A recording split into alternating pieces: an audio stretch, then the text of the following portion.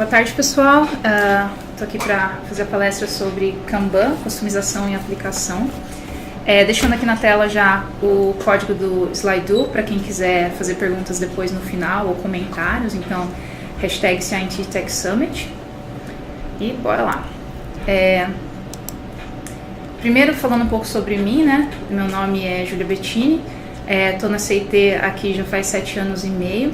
Atuo como líder de equipe, né, Scrum Master ou Support Master. Atuei mais em projetos de suporte, mas também desenvolvimento. E, algo a mais sobre mim, amo Jira, acho que é uma ótima ferramenta, tem assim, infinitas possibilidades e a gente vai ver muito sobre ele aqui na apresentação. Falando um pouco sobre o Kanban, a ideia dele foi um conceito que surgiu na Toyota nos anos 40, ali na linha de produção. É um modelo baseado em estocagem de supermercados, né? Como que foi? O pessoal lá da linha de montagem tentou aplicar a ideia de supermercado para a linha de montagem da Toyota. E como que é isso? Eles viram que no supermercado o cliente ia lá, tirava, 3 caixas de leite da prateleira, então o pessoal da reposição ia lá e colocava 3 caixas de leite. Eles não iam e sempre colocavam 50, ou eles não esperavam acabar para colocar. E eles tentaram aplicar isso para o dia a dia deles, então esperar ter a demanda e daí fornecer só o que é necessário. É algo muito baseado no visual, né? Kanban em japonês tem esse significado de sinal visual, cartaz. Então aquele lance de ficar o gap ali na prateleira e eu fazer a reposição só daquele gap, né? A ideia dele também é identificar gargalos através dessa representação visual. E é um processo voltado a pull e não push, ou seja, ele é baseado em ter a demanda do que para a próxima etapa e não você sempre empurrar para frente, independente se o próximo passo precisa daquilo ou não. E algo muito importante, ele não é uma metodologia de desenvolvimento de software igual ao Scrum. Ele é algo que você aplica num processo que já está rodando, né?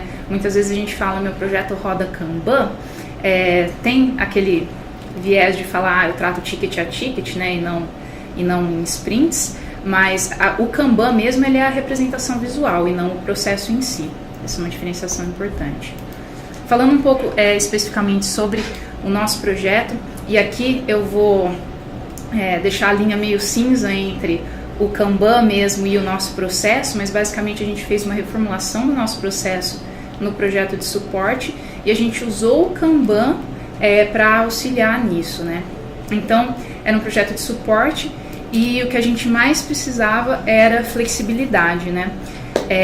A gente tentou rodar como releases, então pacotes fechados que a gente entregava as mudanças no site já existente de 2 em 2 semanas ou uma vez por semana até, e não estava rolando. O cliente cada dia priorizava uma coisa nova, a release entregava na terça, mas ele precisava a change no ar na segunda.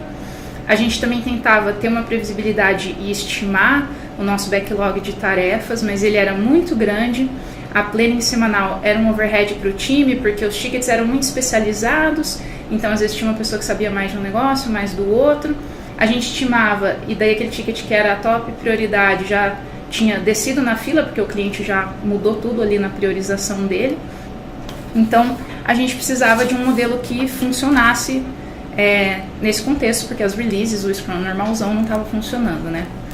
Então a gente começou a aplicar algumas adaptações e tentar rodar um modelo ticket a ticket, né? Pontos importantes disso, a gente tinha que garantir que os tickets fossem atômicos.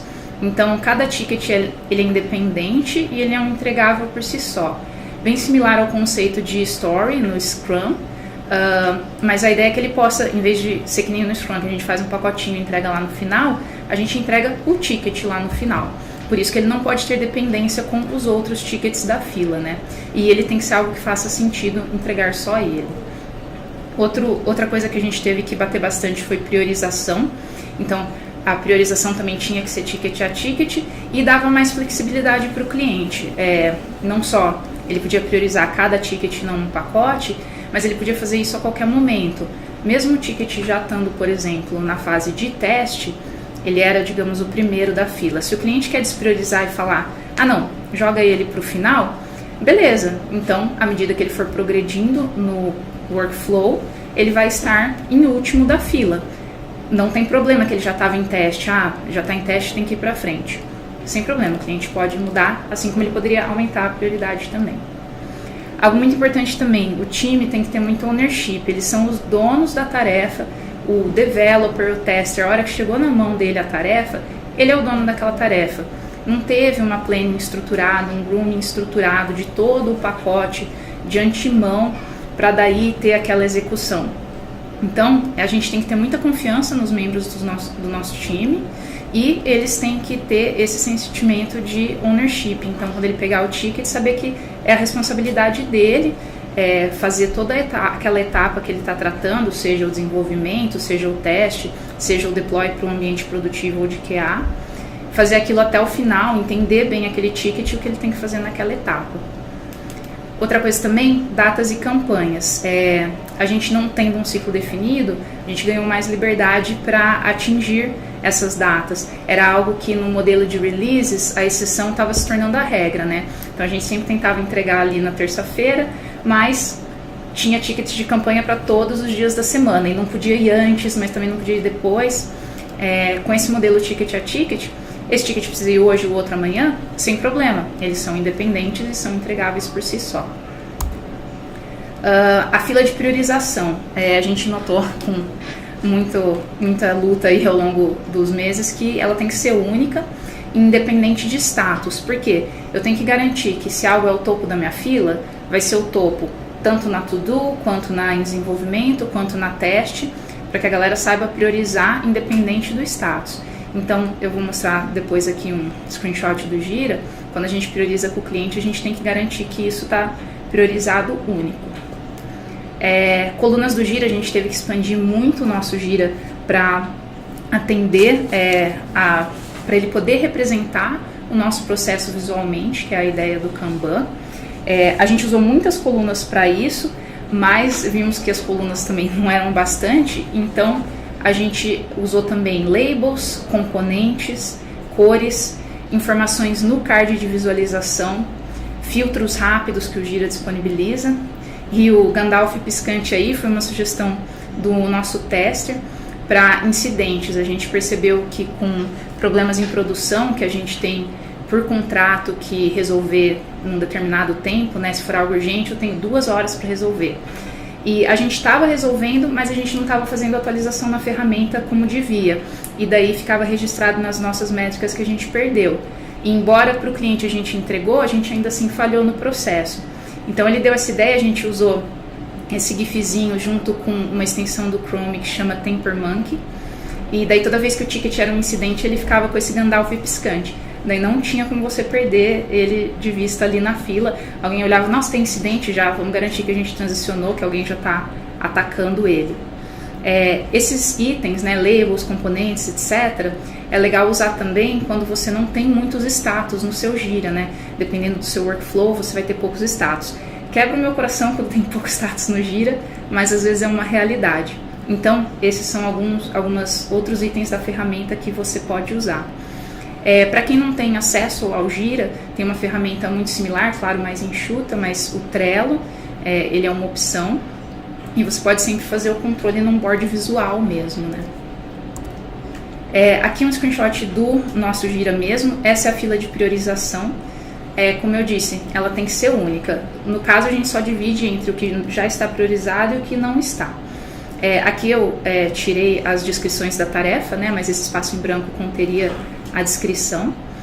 E toda vez que chega um ticket novo, a gente tem um status de não priorizado no Gira, para o qual a tarefa já vai automaticamente, e daí na reunião semanal a gente prioriza com o cliente.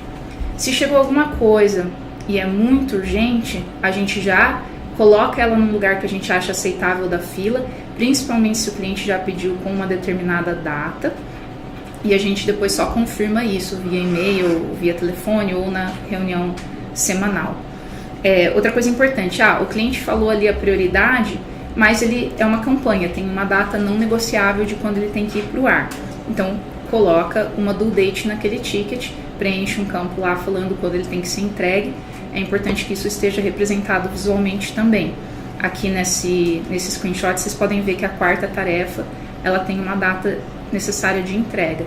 é importante que a gente tenha visibilidade disso também. Embora ela é a quarta da fila, ela tem uma data que precisa ser atingida. E esse é o nosso board Kanban do time de desenvolvimento mesmo, desenvolvimento e teste, né? O que foi legal desse modelo, né? Voltando lá no começo, que a ideia do Kanban é identificar gargalos, algo que a gente identificou foi quando o AT, que é a homologação do cliente, começou a se tornar um gargalo para a gente. Por quê? A gente batia o olho nesse board e via que aquela fila tinha 10 tickets e todas as outras tinham 2. Ou seja, não estava tendo vazão naquela fila. Aqui a gente também pode ver o uso de outras coisas além de coluna, né, para conseguir representar visualmente as tarefas. Então, a due date aqui na terceira tarefa da primeira coluna. Vocês vão ver também que cada cardzinho ele tem cores. As cores a gente usa no nosso projeto para representar quem que tem que dar continuidade naquela tarefa.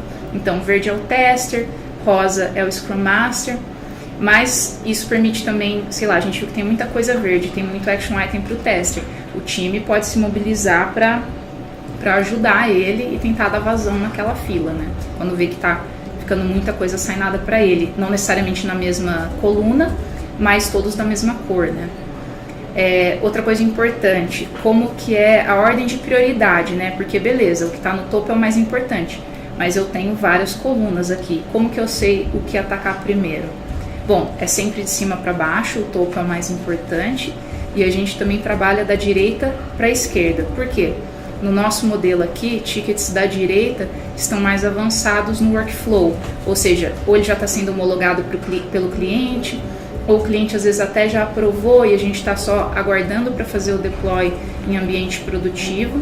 Então a gente quer que aquele ticket já saia da fila, tenha uma progressão mais rápida porque ele já está mais adiantado.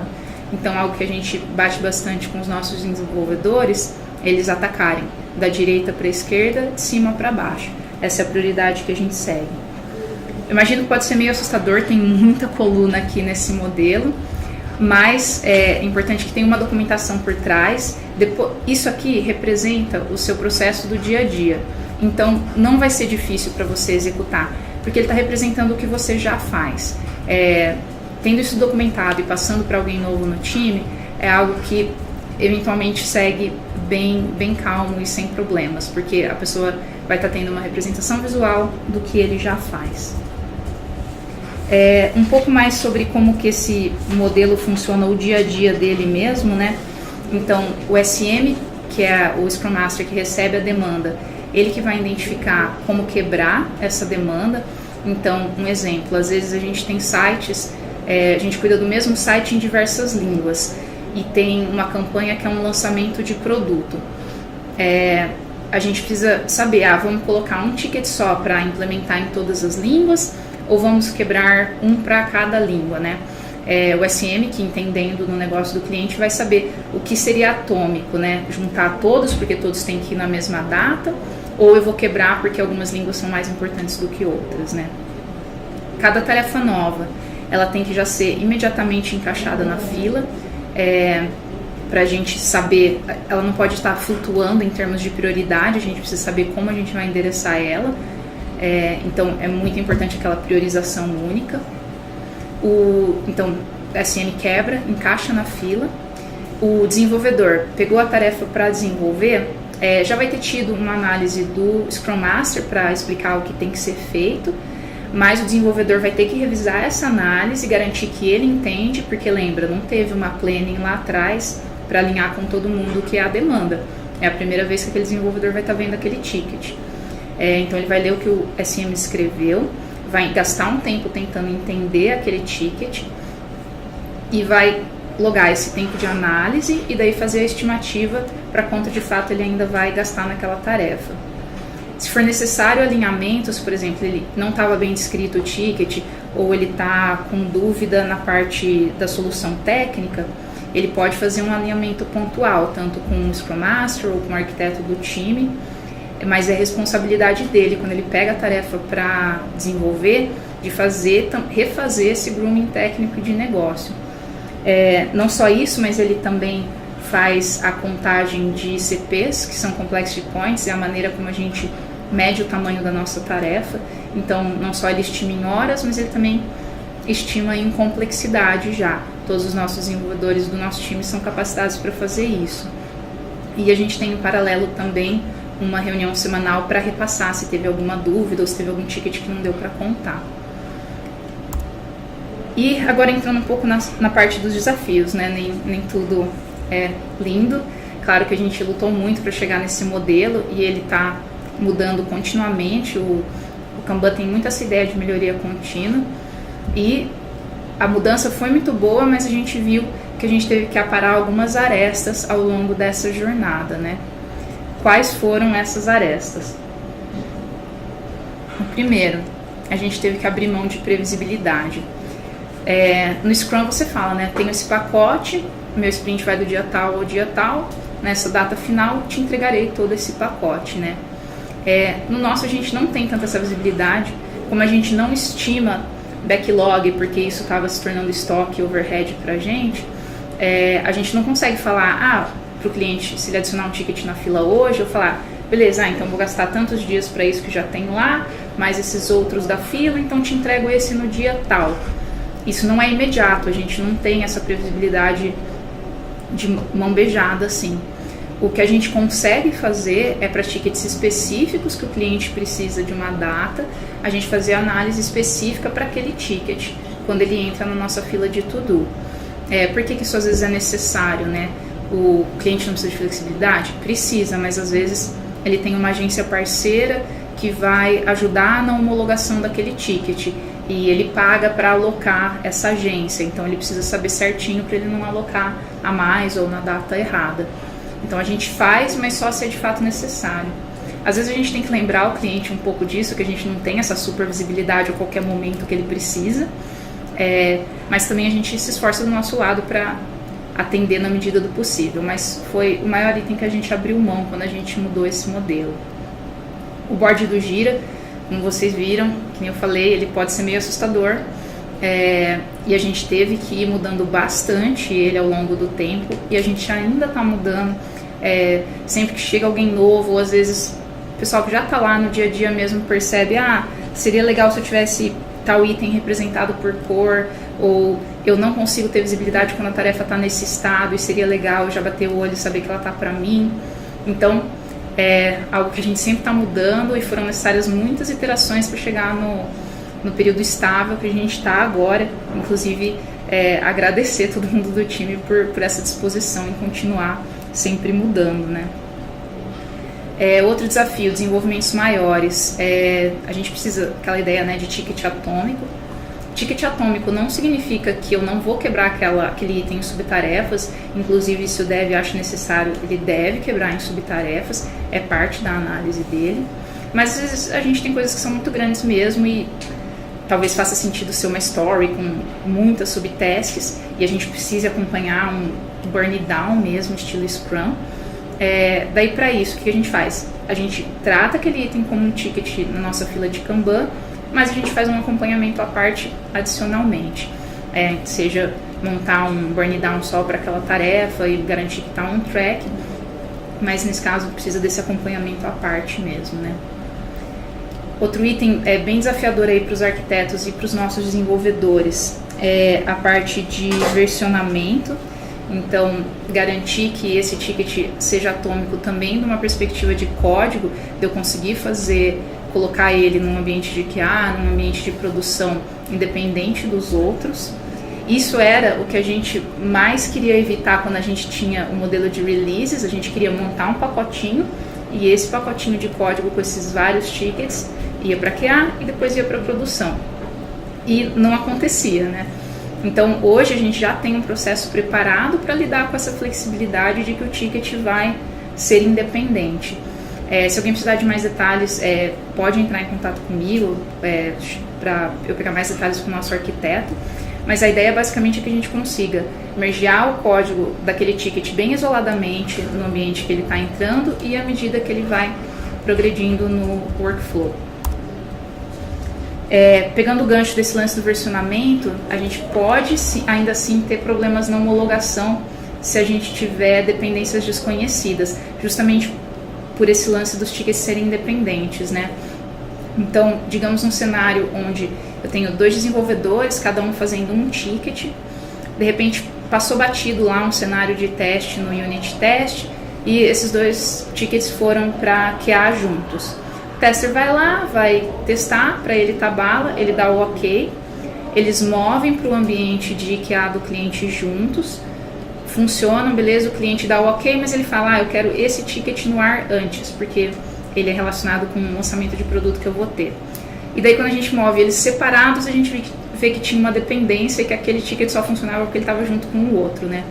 É muito raro acontecer e depende que você tenha uma falha ali no unit test lá no começo, mas é um risco que se tem. Como você não está movendo o pacote todo de tickets, se tem alguma dependência desconhecida entre eles, você só vai pegar quando você eventualmente mover os 2 separados, né? Outro desafio muito grande que a gente tem até hoje, quando chegam pessoas novas no time, é que precisa ter buy-in do time. O time precisa acreditar nesse modelo e precisa ser compatível também. Nem todo mundo tem personalidade compatível com esse modelo flexível que a gente roda, né? Muita gente às vezes chega pensando que esse modelo ticket a ticket aí é bagunça, né? E não é, pelo contrário, tem que ser muito organizado para a gente conseguir tratar com tanta coisa ao mesmo tempo de maneira tão flexível. O que muita gente sente falta é aquela estrutura do Scrum te dando apoio, né? Você ter aquela previsibilidade do que você vai entregar no final, aquele acompanhamento dia a dia de que as coisas estão indo bem, né? Nosso modelo não tem essa estrutura, a gente conta muito essa confiança nos membros do time, que eles estão rodando bem, que eles estão executando o melhor deles, então o cara fica meio sem parâmetro ali, às vezes nem todo mundo sabe lidar com isso, né? Mas é algo que a gente precisa para ser dinâmico e entregar para o nosso cliente, né? Além disso, é muito importante não pular tarefas. A gente conta muito que a priorização está feita certa e que a gente vai entregar o valor correto no timing correto seguindo essa priorização. Então, se o desenvolvedor não está seguindo aquela regra que a gente estipulou da direita para a esquerda, de cima para baixo, ele está ferindo essa priorização que o cliente fez lá atrás, né? E por que isso foi um desafio? A gente é um time de suporte, então a gente tem alguns sites para os quais a gente faz a maior parte do trabalho, mas tem um ou outro sitezinho que vira e mexe, chega alguma coisa. E nem todo mundo é muito familiarizado com esses outros sites. Então o que acontecia? O cara que estava mais acostumado com o outro, chegava um ticket do site que nem todo mundo sabe muito, ele pulava e ia para o que ele conhecia, né? E daí aquele ticket ficava lá para sempre até alguém ter coragem de pegar. Então o que a gente trabalhou muito com o time é não pula. Se você não está confiante bastante que você entende aquela regra de negócio ou aquela tecnologia que aquele site usa, senta com o arquiteto, senta com aquele outro desenvolvedor que já trabalhou bastante naquele site e alinha, usa esse tempo de análise para isso, para fazer esse grooming e fazer uma transferência de conhecimento, entender, mas não pula a tarefa, né? Não prejudique a priorização que a gente já fez. Um desafio mais voltado ao cliente que a gente teve foi que a priorização fosse objetiva. O que a gente tinha muito no começo era o cliente pedindo o ticket como se ele estivesse pedindo o ponto da carne, né? Então, high, low, medium high, medium low, e a gente ficava perdido, né? Nosso backlog enorme ali, com 50 tickets na fila de to-do, porque a gente tem vários desenvolvedores para dar vazão nisso. High pode ser a primeira ou a 10ª, ainda é high, né? Então, a gente batalha até hoje, de chegou um ticket, eu não quero high, eu quero, ele é o primeiro, ele é o segundo, ele está entre esse e esse, ele é o último. O cliente precisa priorizar dessa maneira, senão vai ficar a critério do time o que é high, né? O time julgar o que é high, e às vezes você pode não estar priorizando como o cliente esperava quando ele falou aquele high, né? Então a gente precisa que ele seja muito, muito objetivo. Outra coisa que perguntam muito pra gente é métricas, né? O que você mede, então, se você não está rodando o Scrum classicão ali?